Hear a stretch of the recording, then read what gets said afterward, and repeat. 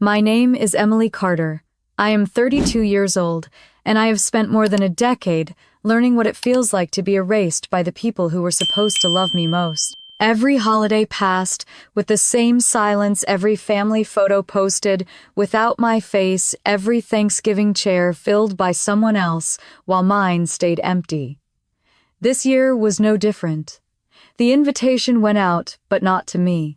At first, I thought it was just another wound I would have to carry alone, but something changed. Because when you have been pushed aside long enough, there comes a moment when you stop begging for a seat at the table and start building your own. That is what I did. With the man who saw my worth when my family refused to, I found the strength to do more than walk away. I found the courage to show them the truth they thought they had buried. And let me tell you, when that truth flickered across their perfect Thanksgiving table, not a single person at that room could breathe. Do you want to know how it all happened? Stay with me because this story is one you will not forget. Let me take you back to where it began. I wasn't invited. Not this year. Not last year. Not for the past 12. The email came on a Tuesday afternoon while I was finishing a report at the office in Los Angeles. Subject line bright and cheerful, the kind that almost felt desperate to sound warm. Carter Family Thanksgiving 2025. RSVP by Friday. My stomach tightened before I even clicked because I already knew. I opened it anyway. Everyone was there. Camille, of course, with her husband and the 2 boys. Aunt Janine from Savannah with her sweet potato casserole. Uncle Bob probably still wearing that fishing cap he thinks is lucky. Even Cousin Lily, who once stole my prom dress and lied with a straight face. Their names lined up like ornaments on a tree, but not mine. No Emily, no typo, just air where I should have been.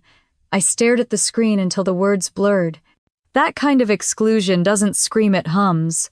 A low, steady sound like a refrigerator running in the background until one day the silence becomes all you hear.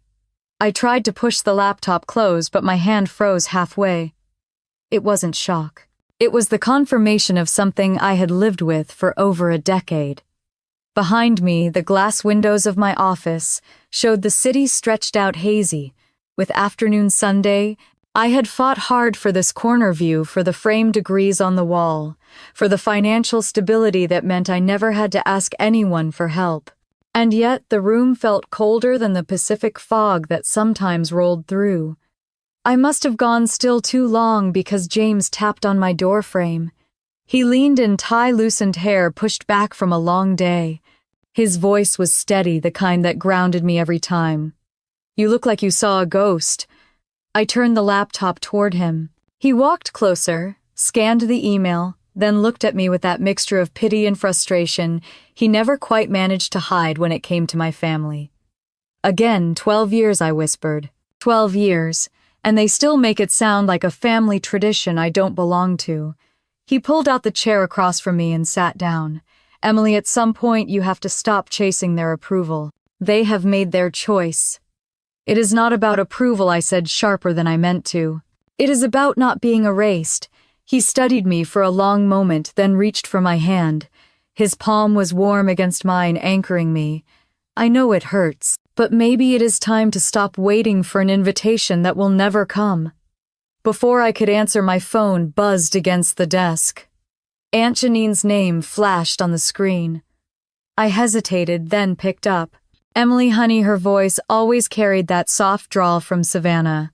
"I just wanted to make sure you saw the email. We are all meeting in Charlotte this year. Camille is hosting. You know how she is with decorations. It will be beautiful." My throat tightened. I forced myself to ask, "Did Mom ask you to call?" No, Janine said quickly. "Just me. I like to check in. Everyone is so excited. Everyone." I heard the word too clearly. I pressed my eyes shut. "That sounds nice," I said, keeping my voice even. "I hope you all enjoy it." There was a pause, like she realized what she had just confirmed. Then a quick, nervous laugh.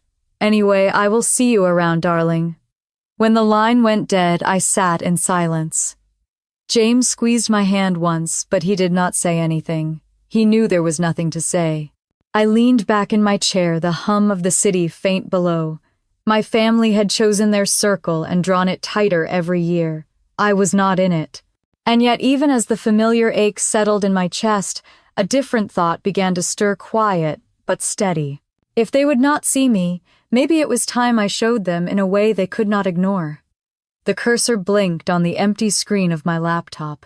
Outside the window, the last light of day fell over Los Angeles. Warm and golden, but my office still felt cold. I sat very still, listening to the silence grow heavier, until I finally closed the laptop, and slipped the phone into my bag. When I turned, James was still watching me. His eyes held the question he did not need to speak. I nodded once, and that was enough. That night, as we drove home, city lights flickering past the windshield, I realized the email had not ended anything. It had started something. I woke up the next morning, with the email still replaying in my head like a song I could not turn off. The ceiling of our apartment in Los Angeles looked the same. The sun slid in through the blinds in soft strips of light, but I felt heavier, as if I had been carrying something through my dreams. James had already left early for a call with his team in New York, his side of the bed neat, except for the faint scent of his cologne on the pillow. I lay there for a moment before the memories began to pull me back to places I had tried so hard to leave behind. It started the winter my father had his stroke. I was 20, still in grad school, when the call came. I booked the first flight I could and sat beside him for 2 weeks straight. I held his hand while machines beeped around us, read Steinbeck aloud because his eyes flickered open when he heard familiar words, spoon-fed him soup when the nurses were too rushed. My sister Camille came once, stayed for an hour, said she could not handle seeing him like that. Mom said she was overwhelmed with her boys and her job, but she still found time to post photos of wine nights with friends. I never said anything then. I just told myself family shows up in different ways. But when Dad whispered my name, through the slur of recovery, his eyes wet, I knew who had truly been there. Still, when Thanksgiving rolled around that year, Mom gave Camille the seat of honor at the table, bragged about her resilience, while I sat at the far end next to the neighbor's kid who had wandered in. I remember another time 3 years later. I flew overnight from Los Angeles, still in my work clothes, hoping to surprise them.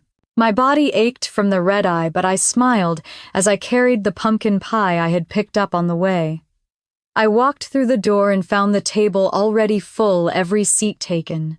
My plate was on the counter with plastic wrap like an afterthought. No one had saved me a chair.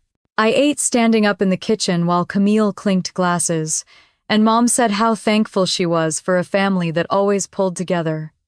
Even now, the memory made my throat tighten. I had wanted so badly to belong that I swallowed every sting, convinced myself it was nothing. I sent Christmas cards with handwritten notes, wrapped gifts carefully, and mailed them across the country, waited for calls that never came. My presence was something they tolerated, never celebrated. I rose from bed, padded barefoot across the hardwood floor, and poured coffee into a mug. The steam rose, but it did not warm me. I set it down and leaned against the counter, closing my eyes. James found me there when he came back mid-morning. He loosened his tie, studying me carefully. "You are quiet," he said. I gave a short laugh. "That is not new." He walked over, brushed his hand along my arm. "Quiet is one thing, Emily. Being silenced is another." I stared at him. The words hit deeper than I expected. Silenced. That was exactly how it had felt. Not like I had chosen solitude, but like they had carved me out of the picture and told the world I had never been there. The coffee had gone cold.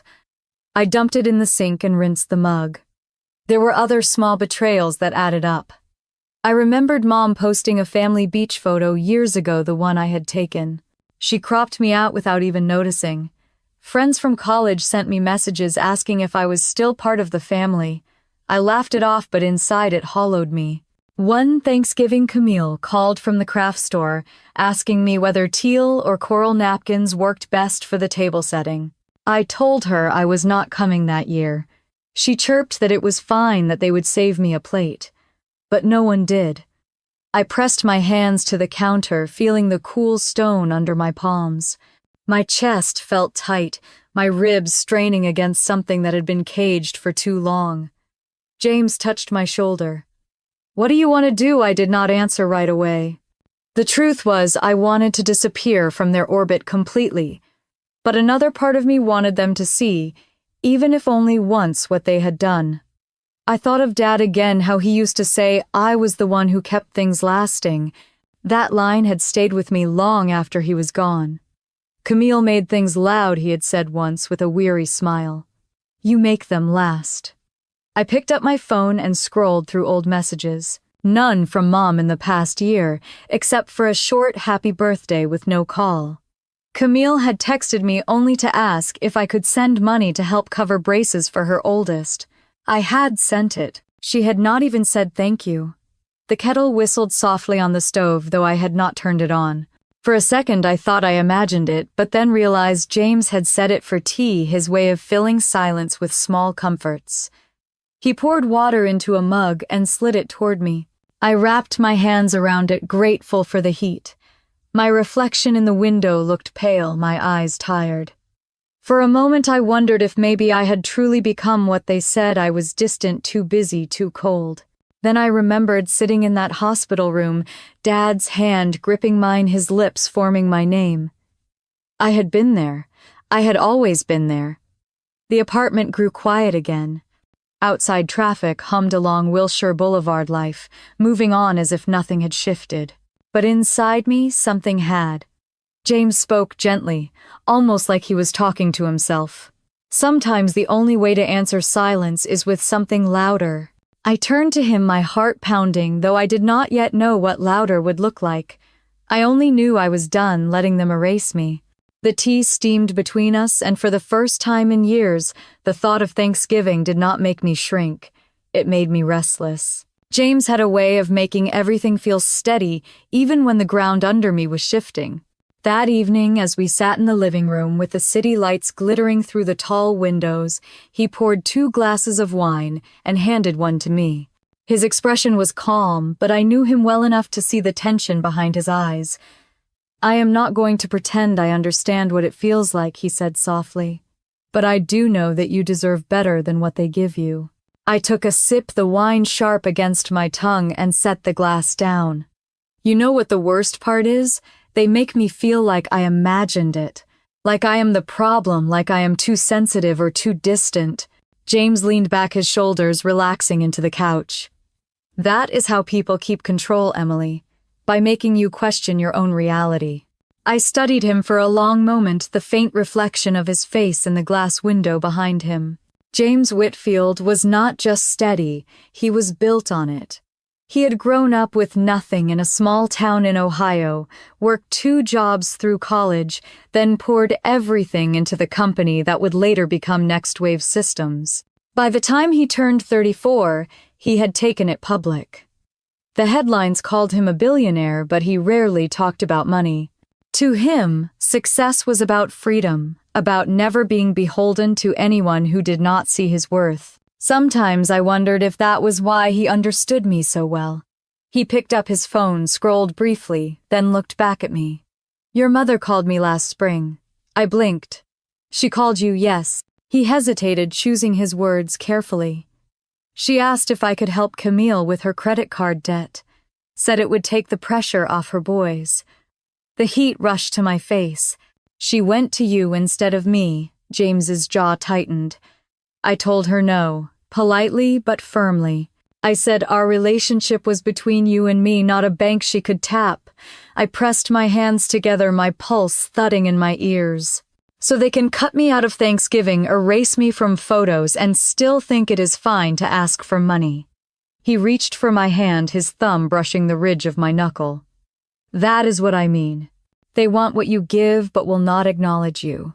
I thought back to all the transfers I had made over the years, the late-night calls when Camille insisted the braces bill was too much, when Mom said the mortgage was behind.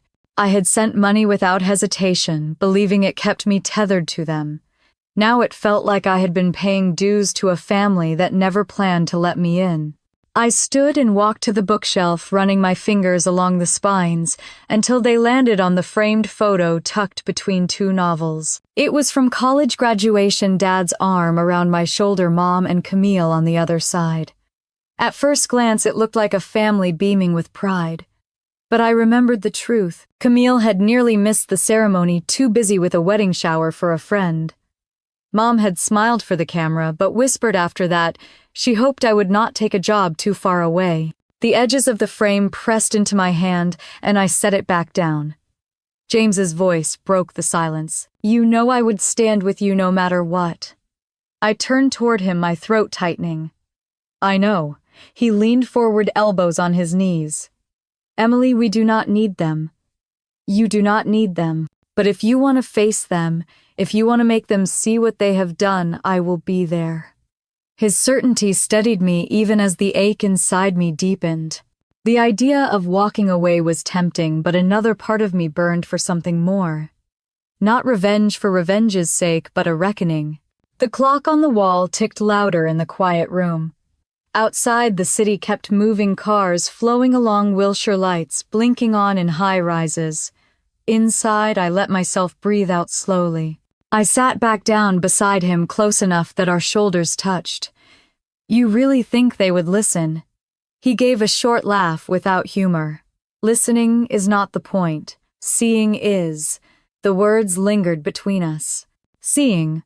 For years, they had chosen not to see me even when I was right in front of them.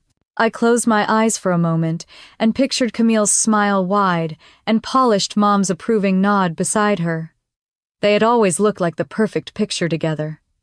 Maybe it was time to show the cracks. James reached for the remote and lowered the lights, the room dimming, until the glow from the city was all that lit his profile. He looked at me then, steady and unflinching. "Tell me what you need, Emily." The question hung there, heavy and full. I did not answer, not yet. Because before I could decide what I needed, I had to face the truth of everything they had taken and every time I had let them. The glass of wine sat untouched on the table, deep red against the crystal. I stared at it, my reflection warped in its curve, and felt something inside me shift. The silence I had carried for years was no longer enough. The next weekend, I sat at the dining table with my laptop open and a stack of folders I had avoided touching for too long. James was out on a call with investors, the apartment quiet, except for the hum of the refrigerator and the occasional sound of traffic below. I scrolled through my online banking records, page after page of transfers highlighted in pale gray. 10,000 here for braces, 15,000 there for a mortgage payment, another 2,000 for what Mom had called a temporary emergency.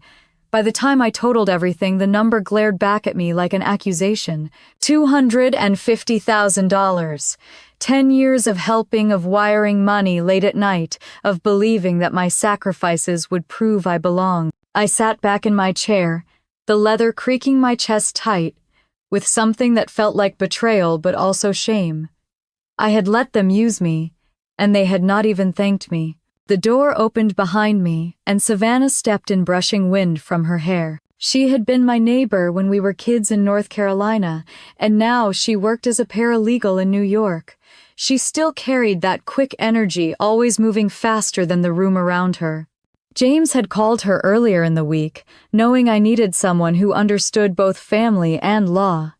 "You look like you have seen a ghost," she said, dropping her bag on the couch. I turned the laptop toward her. I think I finally added it up. Her eyes skimmed the screen, then widened. "That is not just family help, Emily. That is financial abuse." The word stung, but I knew she was right.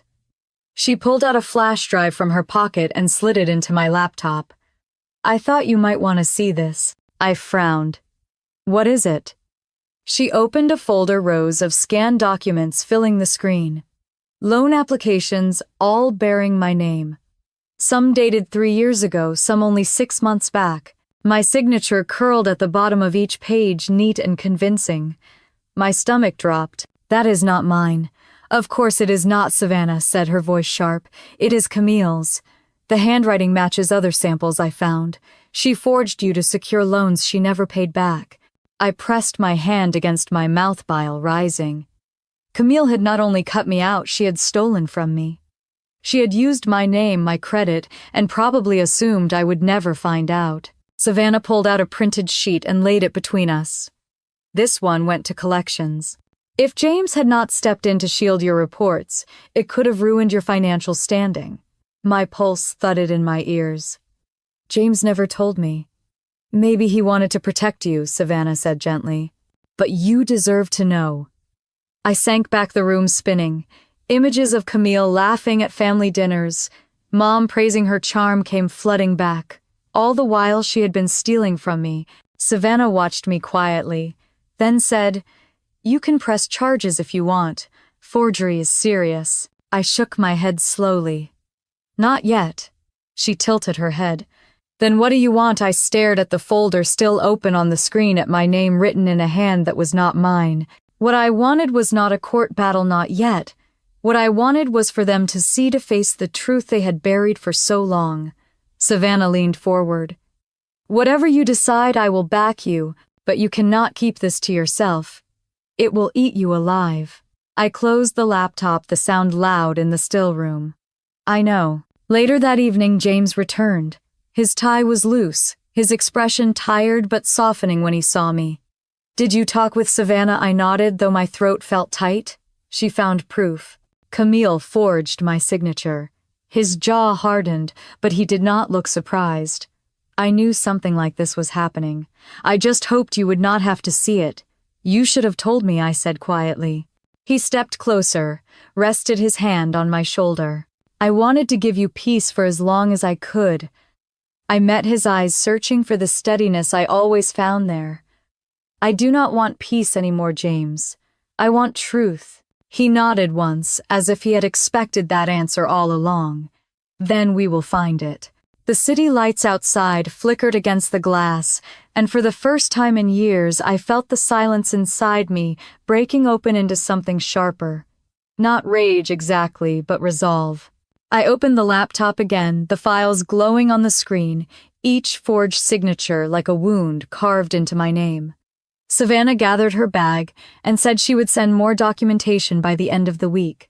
After she left, James and I sat in the dim room, no words passing between us, only the quiet agreement that something had shifted.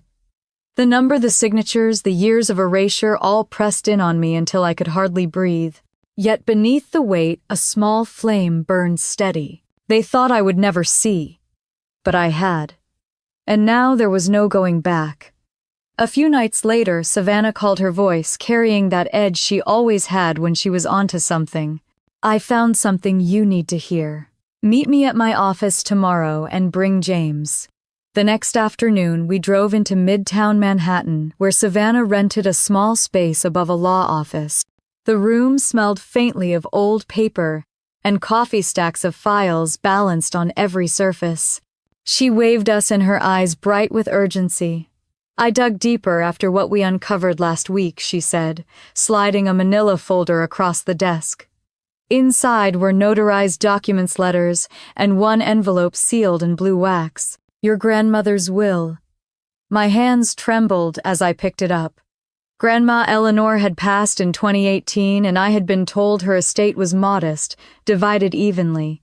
But here was a legal document dated 2015, her signature firm witnessed by two neighbors. The words blurred for a moment before coming into focus. "I leave all properties, financial accounts, and assets in entirety to my granddaughter, Emily Carter. She is the only one who has shown true care and integrity." I gasped softly, covering my mouth. James leaned closer, his arms steady against my back.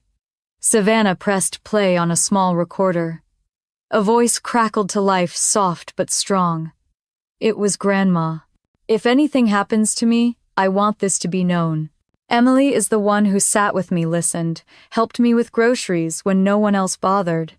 She is the one who will honor memory, not just appearances." Tears stung my eyes. I had not heard her voice in years, and hearing it now felt like a hand reaching out from the past. "They hid this from me," I whispered. Savannah nodded grimly. "Margaret and Camille never filed it. They used an older version that split things evenly. That alone is concealment, maybe even fraud. James squeezed my shoulder. Your grandmother saw you, Emily. She knew. I pressed the back of my hand to my lips, holding in a sob. Memories flooded back of summer afternoons at her kitchen table, her wrinkled hand guiding mine as I learned to knead dough, her voice telling me I was stronger than I thought. She had trusted me. She had believed in me enough to entrust everything. Savannah pulled out another sheet.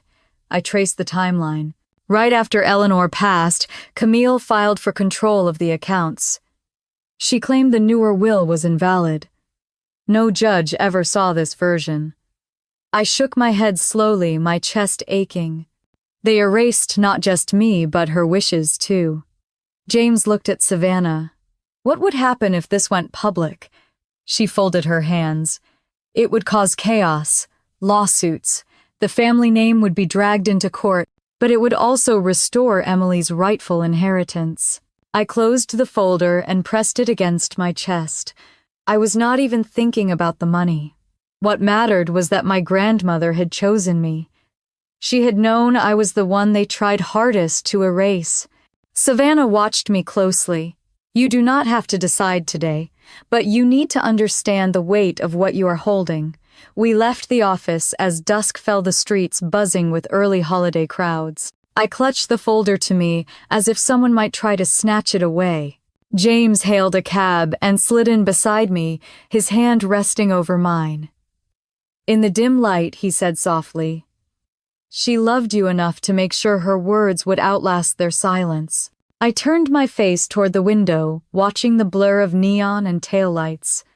My reflection stared back at me, pale and damp-eyed, but steadier than I had felt in years. When we got home, I set the folder on the kitchen table and opened the envelope again. The wax cracked softly. Inside was a letter in Grandma's handwriting. My dearest Emily, you may not see it now, but you are the one who keeps our family spirit alive. Others will fight for control, but you must remember the truth is yours to hold. I folded the letter carefully and slid it back, my hands trembling. James poured tea, placed the mug before me. Do you want to go after them? Legally, I stared at the folder. Not yet. First, I want them to see it. He nodded once, as if that had been his thought all along. Then we will make sure they do. The apartment filled with quiet. Outside, the city hummed, indifferent to my family's secrets. Inside, I sat with the folder, my grandmother's voice still echoing in my ears. For the first time in a long time, I felt less alone. The Sunday before Thanksgiving, I woke to the buzz of my phone. A string of messages lit up the screen, all from the Carter family group chat I had been removed from years ago. Savannah still had a way of slipping me screenshots, a quiet lifeline I had never asked for but always clung to. The first photo showed Camille standing in Mom's dining room, arms outstretched as if she owned the place. Candles lined the table, matching linens, perfectly folded pumpkins, spray-painted gold. Her caption read, "Thanksgiving will be flawless this year," Mom chimed in beneath. "It always is when you are at the helm, sweetheart." Hearts and clapping hands followed from cousins, aunts, uncles. My chest tightened. Their words painted a picture of a family bound together by warmth. But I knew better. It was a stage play, and Camille was the star. Another screenshot landed, this time of Lily, adding her little twist. "Can't wait. At least we won't have to deal with Emily showing up to make it awkward." I gripped the phone harder, the letters blurring. The cruelty was casual, as if I were an inconvenience they had been spared. James walked into the kitchen, still in sweat's hair, messy from sleep. He poured coffee and glanced at me.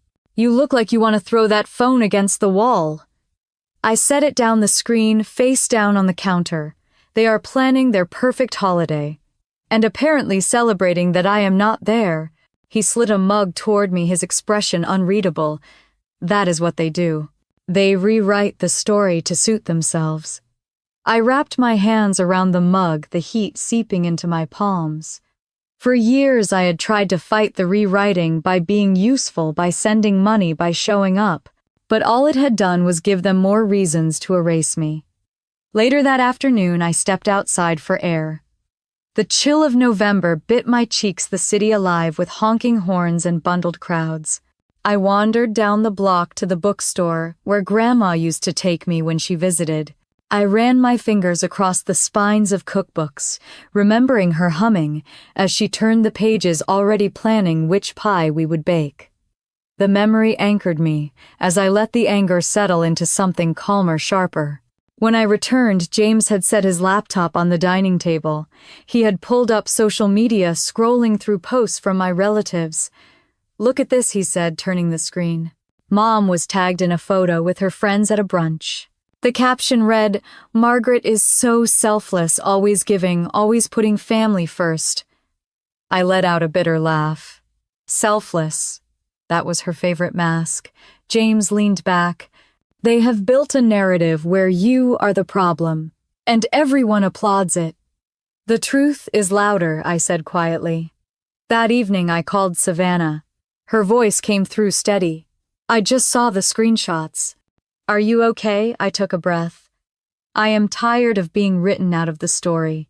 "Then, let's write it back in," she replied.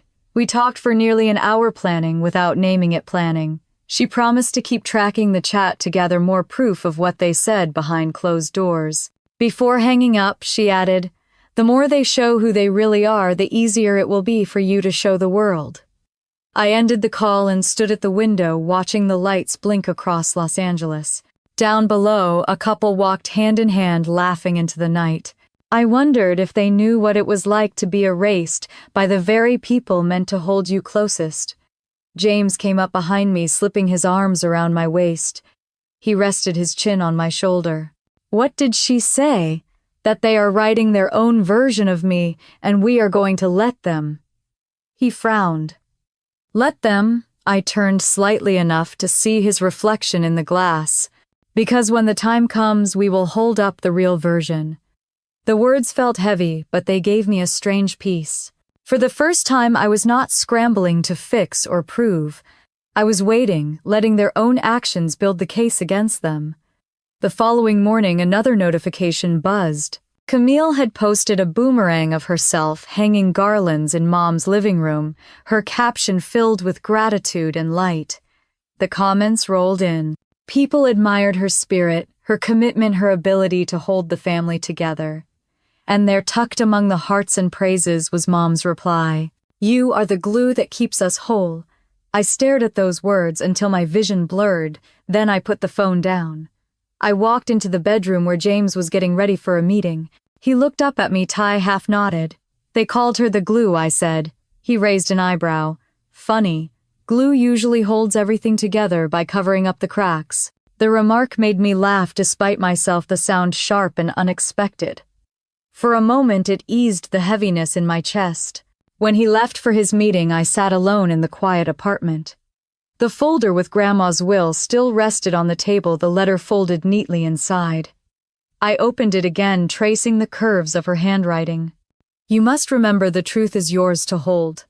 The truth was in my hands now, but timing mattered. Thanksgiving was only days away, and I could feel the weight of it pressing closer with each hour. The phone buzzed again, another screenshot from Savannah.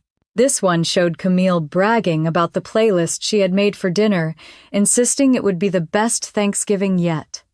The comments agreed, calling her generous, radiant, unforgettable. I closed my eyes and pictured the scene.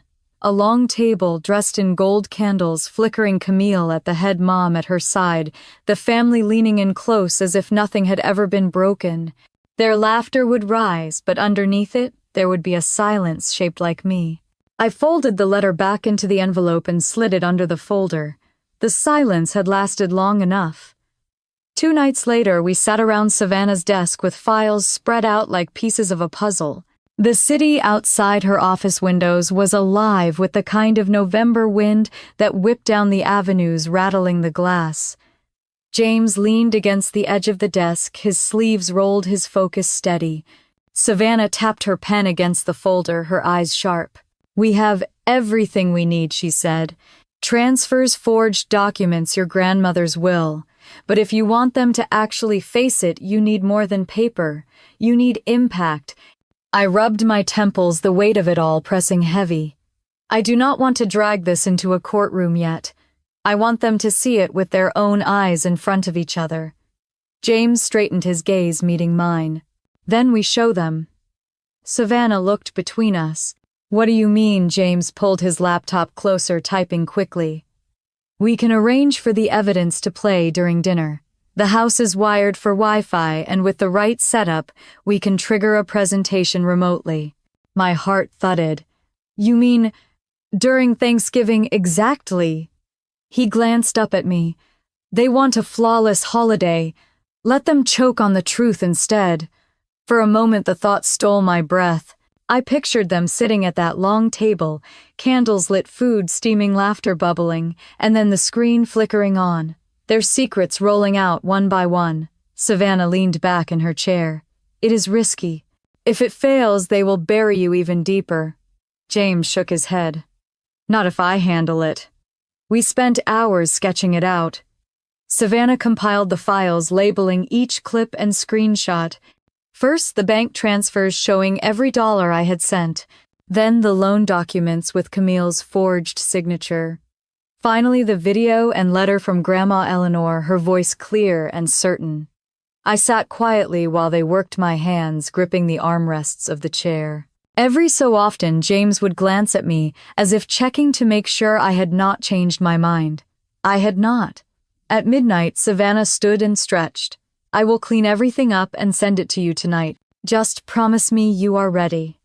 I nodded slowly. Ready was not the word, but waiting any longer felt impossible.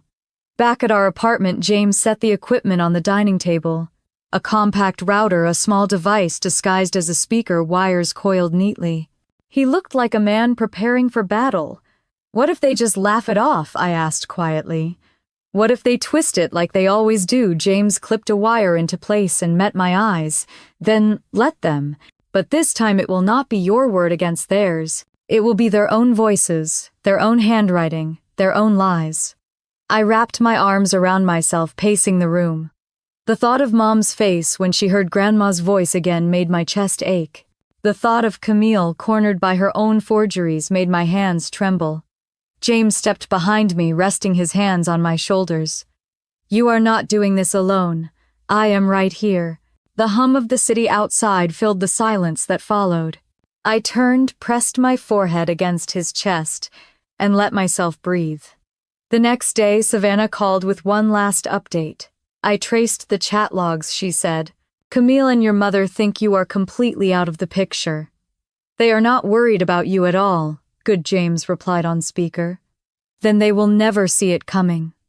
That night we ran a trial. James set his laptop on the counter, Savannah joined by video call, and I sat at the table with my hands folded. At his signal, the device connected. The screen lit up black for a moment, then the first slide appeared. Bank transfers, lines of numbers scrolling down. My name, their names, the dates. Next came the forged loans, Camille's handwriting unmistakable. Then the video of Grandma, her voice filling the room, calm and unwavering. I could not move. Tears slid down my cheeks silently. James closed the laptop gently. It works. Savannah's voice crackled through the call. Then it is set. I wiped my face and nodded. Thanksgiving was 3 days away. Later that evening, while James packed a small bag for our trip, I stood by the window staring at the blur of taillights on Wilshire. The thought of exposing them in front of everyone made my stomach twist, but beneath the nerves there was something steadier. A certainty that the silence would not last much longer. James zipped his bag and looked over. Tomorrow we fly to New York, then onto the island. While they sit down to dinner, we will already be gone. I turned from the window, my heart pounding at the shape of what was coming. For the first time in years, I felt like the one holding the script. The flight to New York was quiet, the kind of quiet where words felt too heavy to speak. James sat beside me, reading over a document on his tablet, but I could feel his attention split, his eyes lifting to me every so often, as if to check I had not drifted away. The hum of the plane filled the silence, steady and low. When we landed, the air was sharper, colder. The city smelled like roasted chestnuts, an exhaust, the kind of mix that always came with November. We checked into a hotel near Central Park and ordered room service, but I barely touched my food. My stomach twisted with the weight of what was coming. James pushed his plate aside and leaned across the table. "You are carrying this like a stone." I tried to smile, but it did not reach my eyes. What if it is too much? What if I become exactly what they always said? I was vindictive, difficult. He shook his head slowly. "Emily, telling the truth is not cruelty. Letting lies stand is." I looked down at my untouched plate. Somewhere deep inside, I knew he was right. Still, the thought of my mother's face when she heard Grandma's words again pulled at me, made me doubt if I could go through with it. Later, as I lay in bed staring at the city lights flickering against the curtains, my phone buzzed. A message from Lily. "Hope you are enjoying Thanksgiving alone again. Better for everyone that way." My breath caught. The cruelty of it, so casual, almost playful. My hand tightened around the phone. For years, I had let these barbs sink in without answer. Tonight, something inside me shifted. I typed slowly each word, deliberate. "I will never be alone again." I hit send and set the phone down, my chest rising with a strange steadiness. James stirred beside me, half awake.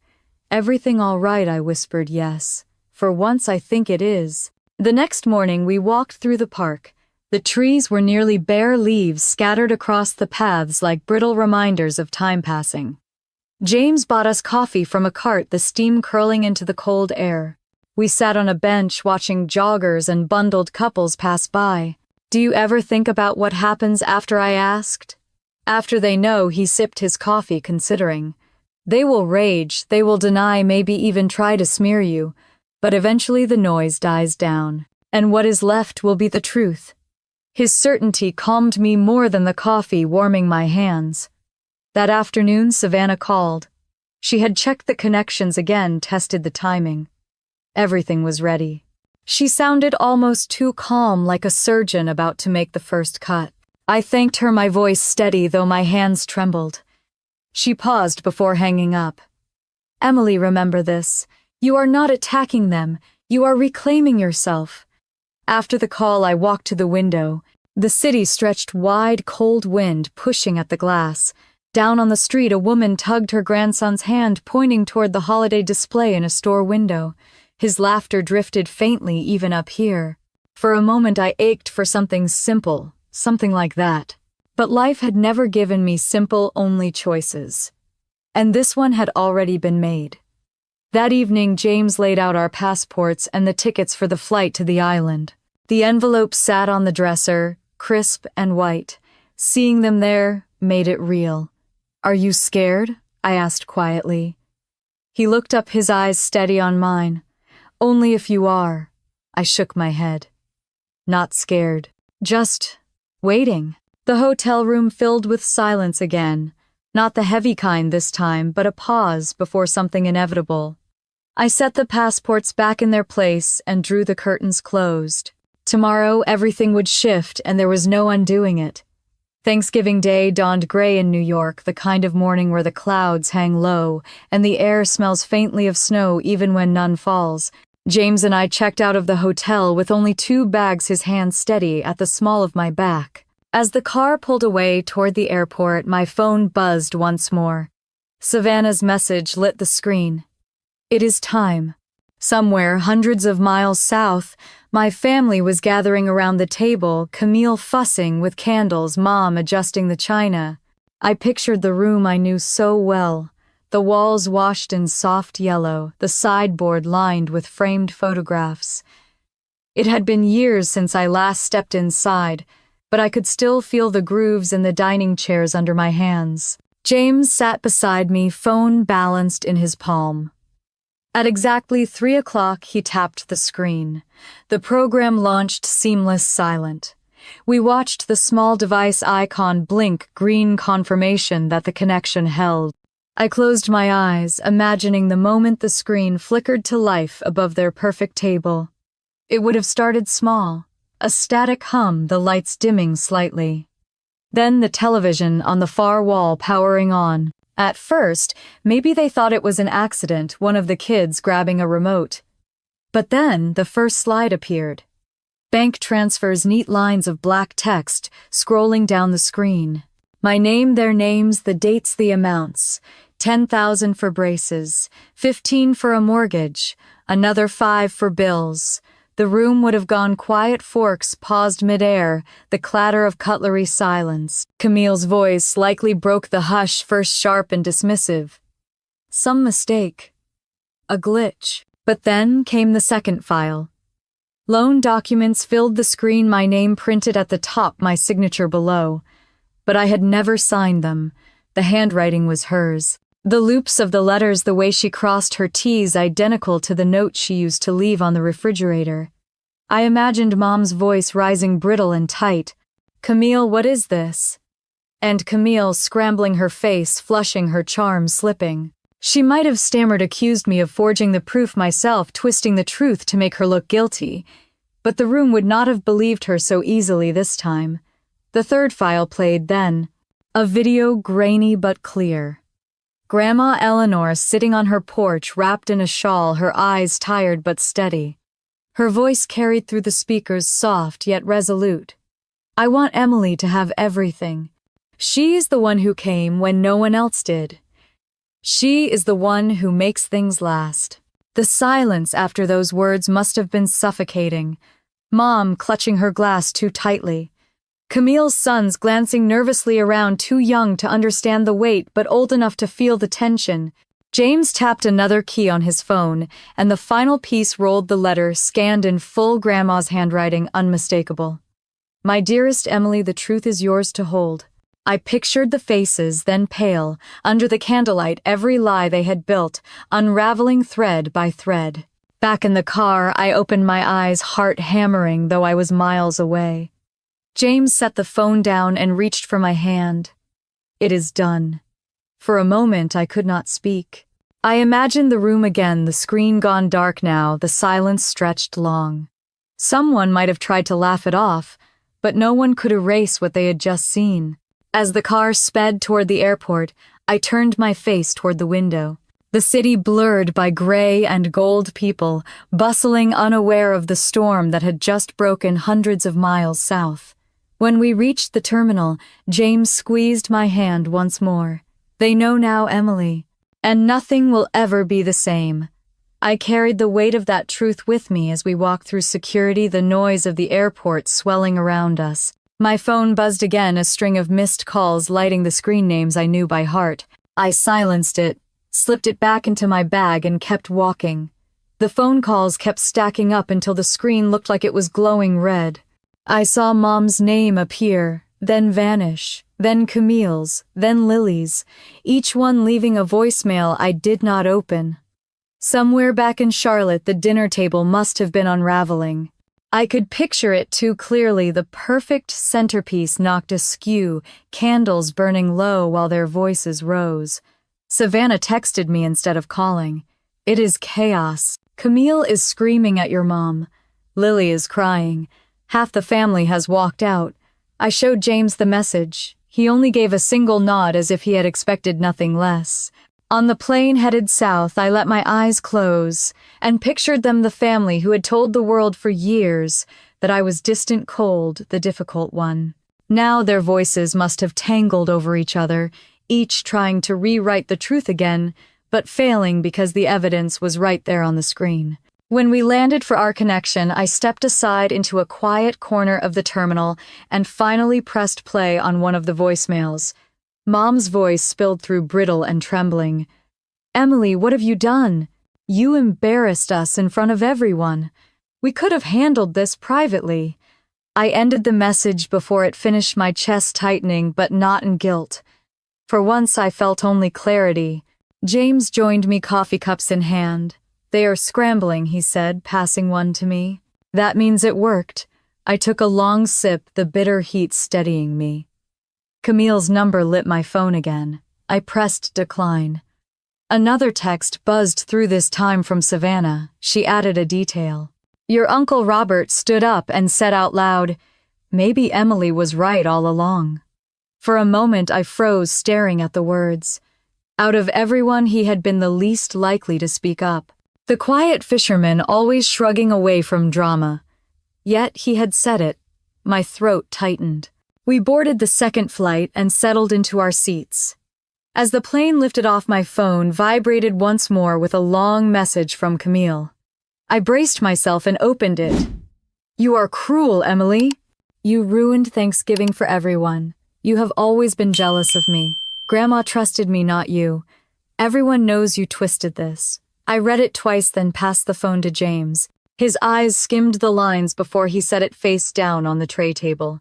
She is panicking. That is what people do when their mask slips.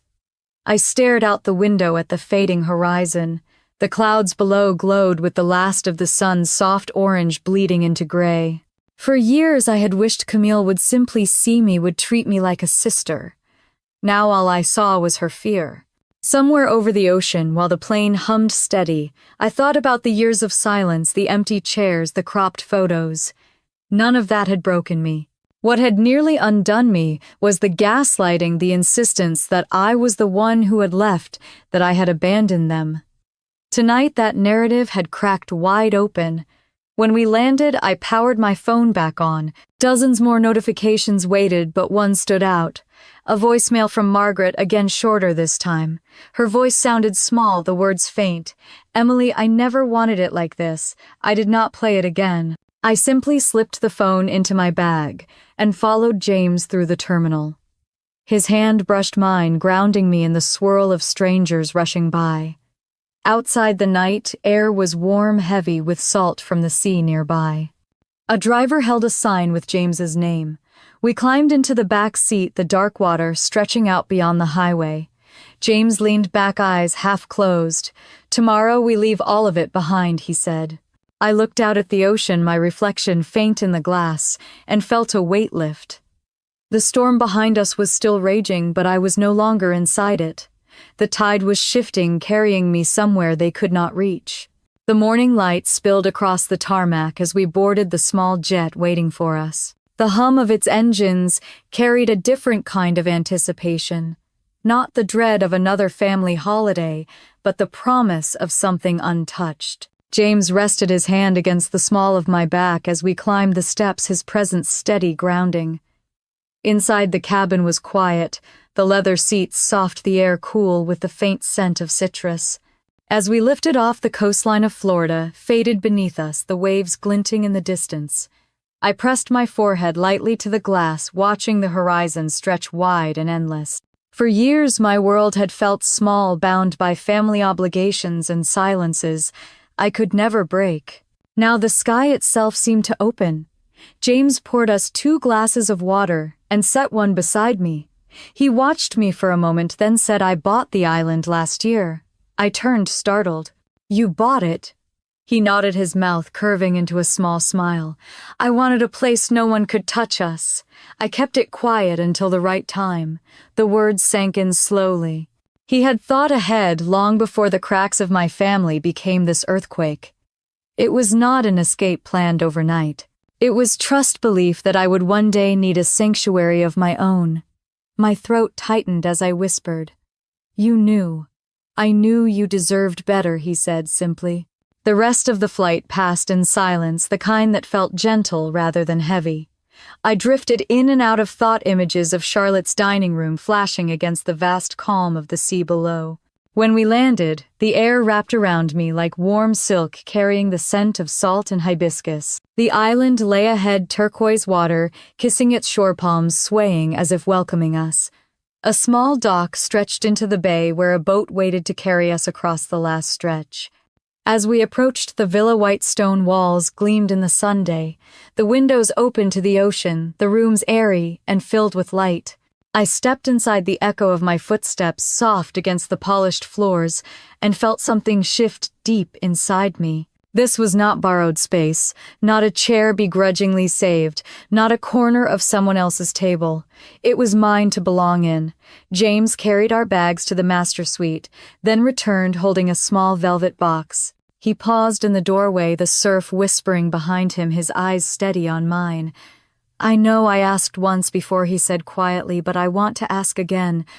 not as a promise for someday, as a promise for now. He opened the box, and inside lay a ring that caught the sunlight, scattering it across the walls like water. My breath caught. For a moment I could not speak. I thought of Grandma's letter, of her words that I kept the truth alive. I thought of my father, his hand gripping mine, when he whispered my name after the stroke. I thought of every year I had stood outside looking and waiting for permission to belong. And here was someone offering me belonging freely without condition. Yes, I whispered the word, barely sound but steady. He slipped the ring onto my finger, his hands warm against mine. We stood there for a long moment, the waves carrying the sound of our silence. Later, as the sun dipped low, we walked along the beach. The sand was cool under my bare feet, the water curling in delicate foam around my ankles. James held my hand, his thumb brushing lightly against the new band of gold. The island felt alive, each breeze carrying the scent of salt and flowers, each wave, a reminder that I had crossed into a place that was wholly my own.